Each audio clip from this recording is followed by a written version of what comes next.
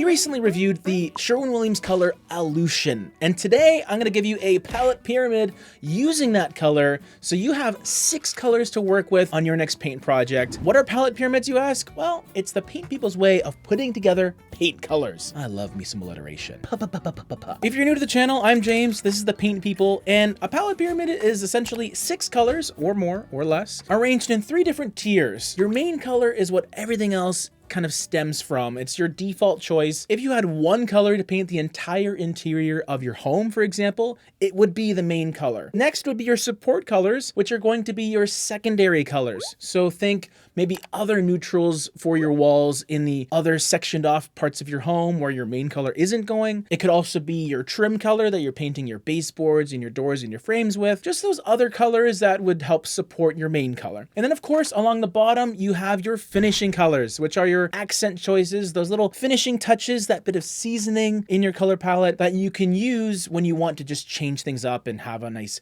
little bit of depth or some color. And the reason I like to have more finishing colors than anything else is because I like giving you options. I want you to be able to pick and choose which finishing color would work in which space of your home. And it also means that if you have your own personalized custom palette, which we do, link in the description down below, you can use finishing color 1 this year, and then maybe next year you want to change it up and go with finishing color 3 in that same space. Why not? They're all interchangeable. That's how these palette pyramids are designed. So let's get back to today's color, which is Aleutian. We did a review on it. I do enjoy this color. Where would I put it on the palette pyramid? Well, typically it would probably be a finishing color right on that 3rd tier, mainly because it is pretty saturated. It's clearly a blue. It's not a neutral. So you would want to pick and choose where you use this color in your home. Unless you're a huge blue fan, then just paint your hallway with it. Go for it. But I really enjoy these more denim leaning blues, and Aleutian is a great example of that. It's a former color of the month, not quite color of the year caliber. It also has a 39 LRV, so it's reflecting less than half the light that hits it, which gives it a more rich feel rather than something that's more pastel leaning or off-white. But because of the type of blue that it does kind of give you this sky blue sort of feel. Because when you look up at the sky sometimes, even on a bright day when you have no clouds in the sky, that blue is pretty rich, right? So Aleutian kind of gives you that feel. Our second finishing color goes from the sky to the sea. It's called Anchors Away. And this is quite possibly one of the darkest blues that I've ever seen.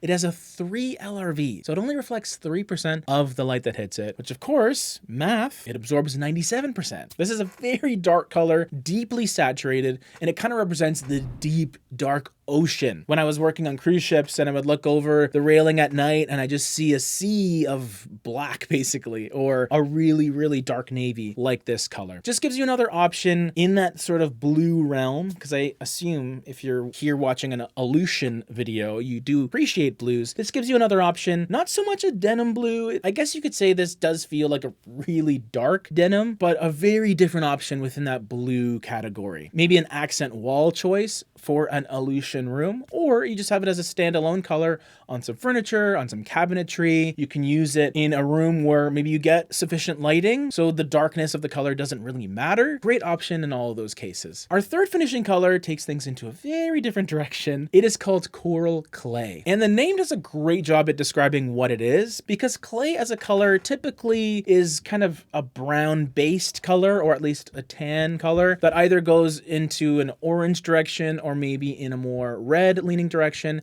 And this one definitely is in the red family, but what you get here is a more pinky clay color. I really enjoy it. I think it's very fun as a finishing color, as an accent color. Probably not something you want to use in a lot of parts of your home, just a little touch here and there just for some fun. It's going to be pretty complementary to the blues we've talked about, so I wouldn't advise using them in the same space necessarily, probably not even in the same room, but it just gives you a very different feel that helps coexist with the main color, which we'll get to in a second. So moving up the pyramid, we have our finishing colors. What about our support colors? These are going to be your secondary options. The white choice I would go with in this palette is pure white. So I think pure white would be awesome on things like trim, doors, a good ceiling color, anything you want to paint white. Pure white is a great option that it feels soft. It's also a bit warm, which I think is always nice to pair with blues. I don't necessarily like to lean into cooler whites with blues. So pure white gives that touch of warmth, slight yellow undertone to it, and it just feels pretty straightforward and clean to me. I really like it. My second support color is going to be a neutral, even though it's technically part of the yellow color family by Sherwin-Williams. It's called Naturel, not natural, Naturel. We're French today. What can I say?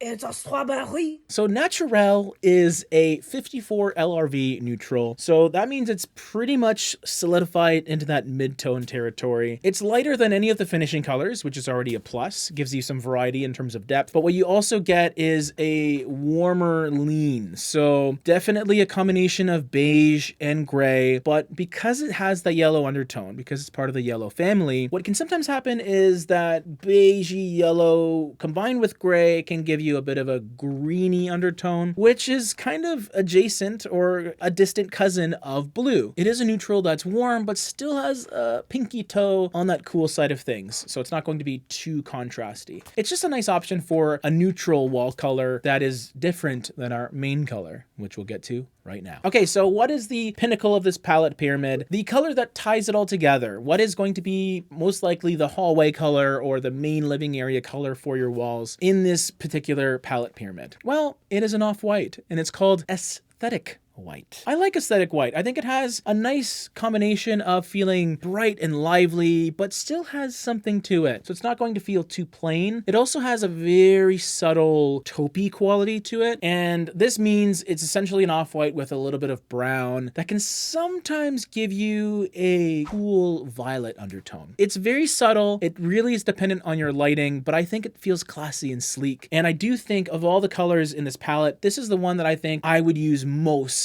on the walls, at least the most rooms or the largest surfaces. It's a very popular color. It's one of the top 50 colors by Sherwin-Williams, which maybe doesn't matter to you, but it kind of does to me. I actually trust the public, you know? And it does feel kind of settled and peaceful, and it's a great neutral canvas, so the stuff that you put on your walls will stand out that much more. So here's the palette pyramid all together. Please let me know what you think. And if you wanted to catch a little more of a deep dive on Aleutian, you can check it out right over here.